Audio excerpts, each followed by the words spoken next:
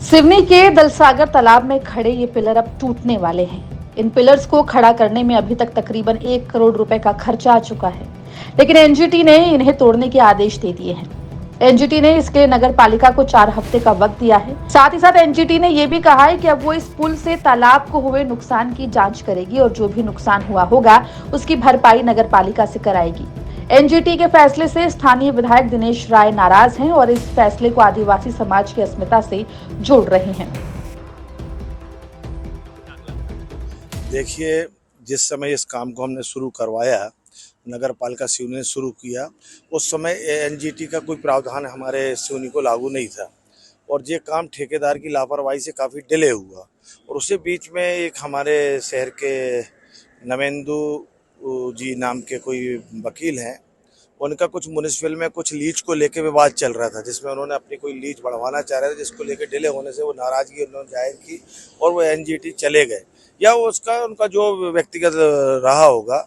और एनजीटी एक ऐसी संस्था है जो वास्तव में तालाब और नदियाँ और इनको संरक्षित करने का काम करती है। न्यायालय का हम सम्मान करते हैं, लेकिन न्यायालय का जब इस प्रकरण को गया, उसके पूर्व ये काम प्रारंभ हो चुका था और ये एनजीटी के प्रावधानों में आ नहीं रहा था। इस फुट ओवर ब्रिज का निर्माण 1.88 करोड़ की लागत से कराया जाना था। इसमें से तकरीबन 1 करोड़ रुपए ब्रिज के पिलर बनाने में खर्च हुए हैं। अब नगर पालिका इस मामले को लेकर सुप्रीम कोर्ट जाने की तैयारी कर रहा है।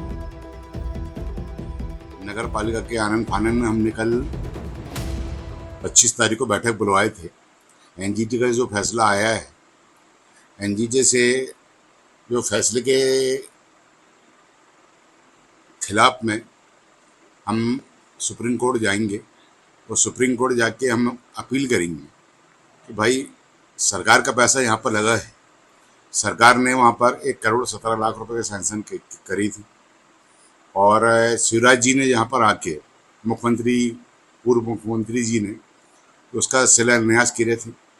और जो मेरी जानकारी में यह है कि 2018 से उसकी कार्रवाई चल रही थी। हम 2022 में आए हैं चुन के, जिसमें उसका टेंडर लगा। 2022 में टेंडर आया, कम से कम 7-8 बार उसके टेंडर लगे थे। फिलहाल एनजीटी के फैसले के बाद से सवाल उठ रहा है कि क्या प्रशासन ने इसका निर्माण बिना एनजीटी के परमिशन के ही कराना शुरू कर दिया था। एनजीटी का ये आदेश सामने अभी जरूर आया है, लेकिन 9 जुलाई का इस तरह का आदेश एनजीटी से जारी हो गया था। एनजीटी ने 4 हफ्तों में पूरी compliance report, action taken report मांगी है सिवनी नगर पालिका से और जो उन्होंने जो कमेटी बनाई है उनसे भी। तो इसलिए अब कम वक्त बचा है। अगली इसकी सुनवाई जो है 13 अगस्त के लिए लिस्टेड है और 4 हफ्तों का वक्त था। तो सिवनी नगर पालिका अमला भी पूरी तरीके से कोशिश कर रहा है।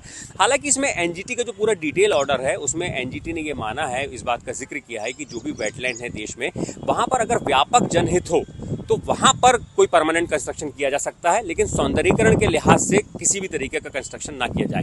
क्योंकि ये जो ब्रिज है ये आवाजाही के लिए नहीं है, सिर्फ टापू तक पर्यटकों के, स्थानीय लोगों के आने जाने के लिए है। इसी को मानते हुए एनजीटी ने इसको ग्रॉस वायलेशन मानते हुए एक सख्त आदेश देते हुए 4 हफ्ते के भीतर इसको तोड़ने का आदेश दिया है। फिलहाल एक तरफ एनजीटी है जो चाहती है, जिसने अपने आदेश में भी कहा है कि वेटलैंड का प्रोटेक्शन किया जाए, और दूसरी तरफ प्रशासन है, शासन है, जो इस कोशिश में लगा हुआ है कि किसी तरीके से सुप्रीम कोर्ट में जो अपील करके इस आदेश पर रोक पाली जाए ताकि इस ब्रिज का निर्माण हो सके।